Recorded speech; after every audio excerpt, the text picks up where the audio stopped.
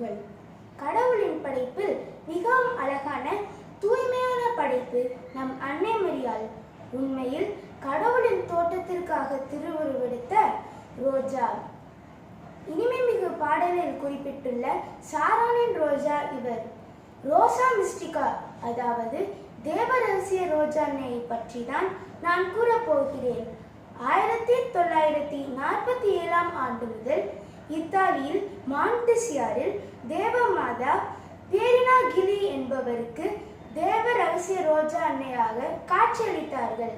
மாதா தன் முதல் காட்சியின் போது 3 வாள்களோடு காட்சியளித்தார்கள். திருச்சபையை தாக்கி வரும் 3 பாவங்கள் தான் அந்த 3 வாள்கள் என்று கூறினார்கள்.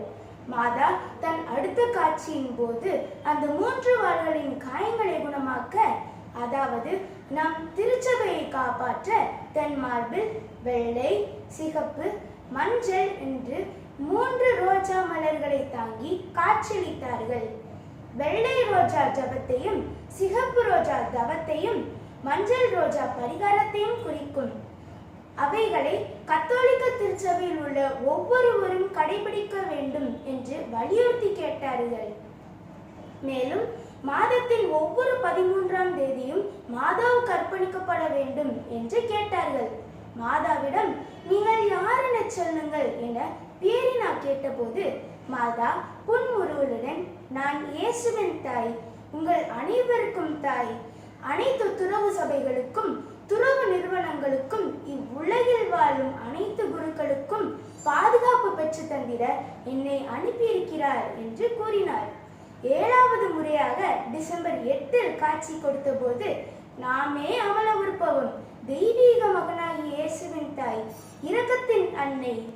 ஒவ்வொரு ஆண்டும் டிசம்பர் மாதம் 8ஆம் தேதி நண்பகல் இரக்கத்தின் நேரமாக உலகம் முழுவதும் கொண்டாடும்படி கேட்டார்கள். இந்த இரக்கத்தின் நேரத்தில் தன் பாவங்களுக்காக மனம் வருந்தும் அனைவருக்கும் இரக்கம் காட்டப்படும். இந்த நேரத்தில் ஒருவர் தன்னிடம் எதை கேட்டாலும் தந்தையின் திருவுளத்திற்கு இணங்கி இருந்தால் அவருக்கு வழங்கப்படும் என்று உறுதியளித்தார். மனிதர்களை நேசிக்கும் என் இதயத்தை பாருங்கள் என்று கூறி பேரினாவிடம் தன் இதயத்தை காட்டினார்கள். நம்மை அதிகமாக அன்பு செய்யும் அன்னை, நமக்காக பரிந்து பேசும் அன்னை.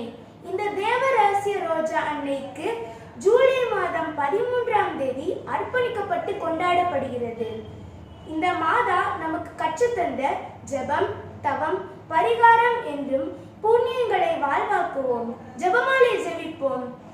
நம் வாழ்வில் உள்ள சிலுவைகளை அன்புடன் ஏற்போம். பிறரை அன்பு செய்து பகிர்ந்து வாழ்வோம். புனித தேவ ரகசிய ரோஜா அன்னையே, எங்களுக்காக வேண்டிக் கொள்ளும். இயேசுவுக்கு நன்றி. மரியே வாழ்க.